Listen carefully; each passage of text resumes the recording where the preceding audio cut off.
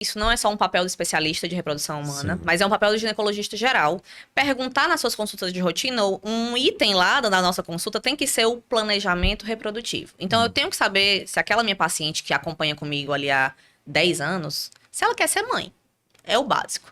Então, a menina lá de 20 anos que veio fazer exames de rotina, eu pergunto pra ela, olha, eu sei que hoje você não quer, mas o seu coração, você tem vontade de ser mãe? Ela tem.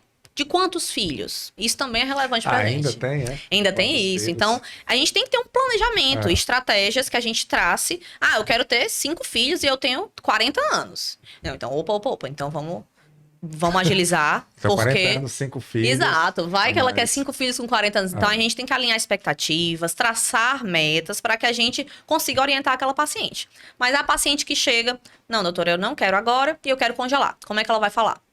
Chega na consulta, aborda a questão da preservação, passa por uma série de exames, idealmente no ginecologista geral ou no especialista em reprodução humana. Então faz um check-up da Certo. saúde como um todo. E a gente programa o procedimento em si. Como é que vai funcionar esse procedimento? A gente estando com todos os exames ok, com tudo tranquilo na saúde, sem nenhuma comorbidade descompensada. Cerca de 12 dias de medicações injetáveis. E para que a gente serve essas medicações hormonais? O óvulo, ele mora dentro de uma casinha, como eu falo para minhas pacientes, que chama folículo. No nosso ciclo menstrual normal, todo mês, na questão da menstruação, para a gente ovular, existem vários folículos pequenos e eles vão competir para quem vai ser o dominante, para quem vai ser o escolhido para ovular. Sim. Esse é o ciclo normal. A gente seleciona um folículo, aquele folículo solta um óvulo, e aí o óvulo vai esperar o espermatozoide. No ciclo de congelamento, a gente tem que estimular vários folículos, porque a gente quer coletar vários óvulos. Então, a gente vai dar hormônio para que nos ovários cresçam junto vários folículos. E esse crescimento de folículo, durante esses 12 dias de medicação, são monitorizados por ultrassom. Então, mais ou menos 12 dias, depende da resposta da paciente, e mais ou menos uns 4 ultrassons que a gente realiza durante esse período. Realizando o ultrassom para ver a resposta dessa paciente, mais ou menos no 13º, 14º dia, é agendado o procedimento de punção ovariana. Como é que funciona isso? É num centro cirúrgico, com anestesia, sedação, e é feito um transvaginal. Só que esse ultrassom transvaginal, na ponta do transdutor, né, que é a sonda que a gente faz transvaginal, tem uma agulhinha na ponta. E a gente coloca dentro da cavidade vaginal da paciente e, guiado pela imagem de ultrassom, essa agulha vai acessar os folículos. Perfura a parede da vagina e acessa os folículos do ovário. Que são as casinhas Que onde são estão as os casinhas dos óvulos, exatamente. Essa agulha, ela é conectada com uma seringa, com um aspirador. E esse folículo, ele é cheio de líquido. Essa agulha entra no folículo, aspira esse líquido. E esse líquido, na hora, vai para tubinhos de ensaio, que ficam ali do nosso lado. Todo laboratório de reprodução humana, do lado do centro cirúrgico, existe um laboratório de embriologia. Então, na mesma hora que a gente aspira esse líquido é levado para o embriologista, que é o profissional que fica vendo no microscópio a análise desses óvulos, se esses óvulos estão bons e quantos óvulos a gente vai captar. Então, a gente aspira todos os folículos, manda esse líquido para o embriologista e ele conta quantos óvulos a gente vai ter. E é basicamente isso, o procedimento. E é uma média de quantos óvulos consegue captar? Extremamente variável. Porque, por exemplo, uma paciente com endometriose, um exemplo de doença ginecológica, pode afetar bastante a reserva ovariana e a resposta da paciente às medicações. Então, são pacientes que podem ter uma menor quantidade de óvulo. Tem pacientes que hiperestimulam, ou seja, pacientes com ovário policístico. Elas têm mais chance de hiperestímulo, ou seja, com a mesma medicação que eu dou a uma paciente X, aquela Y que tem ovário policístico pode fazer vários folículos. E isso tem bastante risco de complicação durante esse procedimento de punção, por causa desse hiperestímulo. Então, é muito variável, a gente não tem como estimar um número.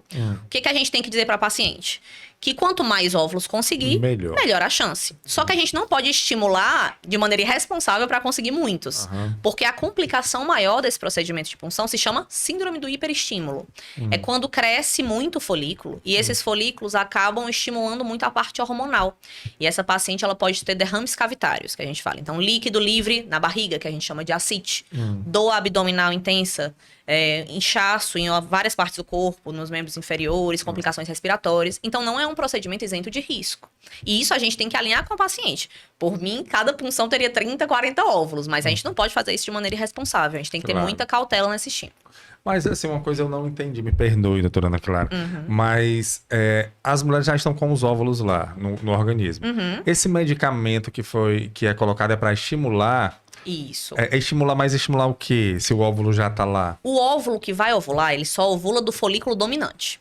Então, só um folículo vai ovular o óvulo bom no ciclo natural.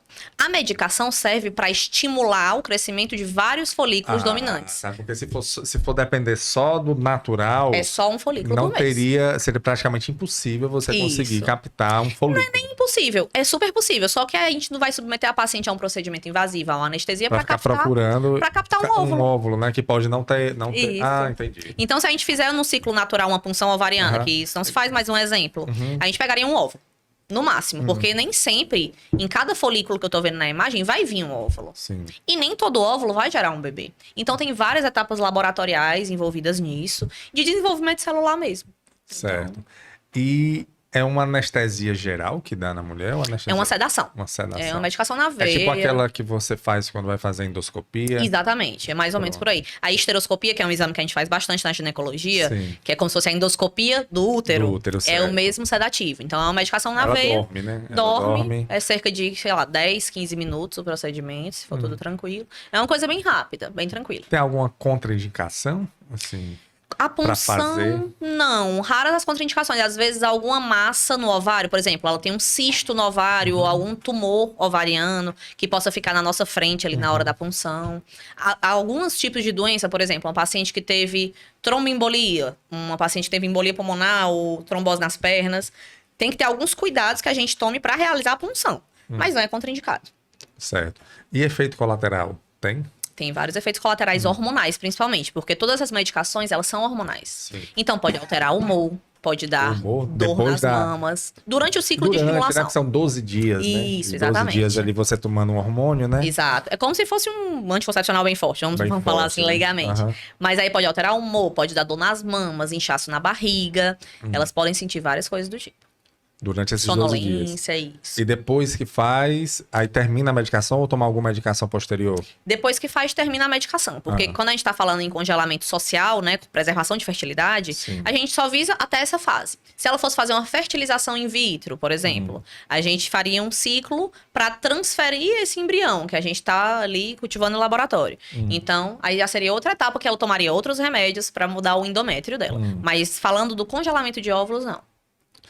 Acabou. Então, depois desse procedimento, ela vai ter algum tipo um pós-operatório? Não é uma operação, né? Assim. Mas é um procedimento, é um exame invasivo, né? Então ela fica um pouco na sala de recuperação depois do procedimento, sendo monitorizada. É importante uma consulta de retorno depois do procedimento pra gente ver os sintomas. Tempo? Mas ela vai embora no mesmo dia? Vai embora no mesmo dia, super tranquilo. Vida poucas normal, horas. Vida normal. Provavelmente ela vai ficar sentindo um pouco de dor abdominal, tem um inchaçozinho. Então esses efeitos hormonais, eles não acabam só na hora da punção. Às vezes perduram alguns dias, mas vai aliviando ao longo dos dias. Não é tão simples, não. Né? Não é tão simples, exatamente. Não é algo assim como você pegar um exame de sangue, não. Exatamente, é um procedimento que, além de sugar muito da parte física da mulher, porque são medicações fortes e é um procedimento relativamente invasivo, suga muito da parte psicológica. Então a paciente vai ficar preocupada com quantos óvulos eu vou ter, será que meus óvulos vão prestar? Né? Exatamente, bem tenso. É um procedimento muito ansiogênico. E aí você falou que vai para um embriologista, é isso? Isso. É quando sai dali do processo. Logo depois já dá para saber se os óvulos estão de boa qualidade ou tem um tempo para dar o cerca diagnóstico? De 2 horas a gente consegue saber quantos óvulos maduros, ou seja, quantos óvulos fecundáveis a gente vai ter. Então a análise é na hora. A paciente já vai para casa sabendo se deu certo ou não. Exatamente. E ocorre de não dar certo? Tipo assim, de pegar óvulos que, esses aqui não tem como a gente congelar. Principalmente quanto mais tarde for fazer. Porque quanto mais velha a paciente for, mais chance da gente pegar poucos óvulos. Então, vamos supor que a gente pegue 10 óvulos de uma paciente aí de 35 anos. Sim. Esses 10 óvulos, a gente tem que saber se são 10 óvulos maduros, ou seja, se são 10 óvulos fecundáveis. Normalmente vai diminuindo o número. Então, são 10 óvulos totais, aí são 7 óvulos maduros. E desses 7 óvulos maduros ali que ficam congelados, quando a gente for descongelar e fecundar para formar o bebê, não são 7 bebês. Não necessariamente são 7. Não necessariamente são 7 bebês. Então, a gente tem que ver cada etapa do processo. A gente tem que ter um número bem grande no começo, justamente para essa pirâmide que a gente fala. Ter uma margem, né? Pra gente ter uma margem, exatamente. Uma boa margem. Exato. Certo.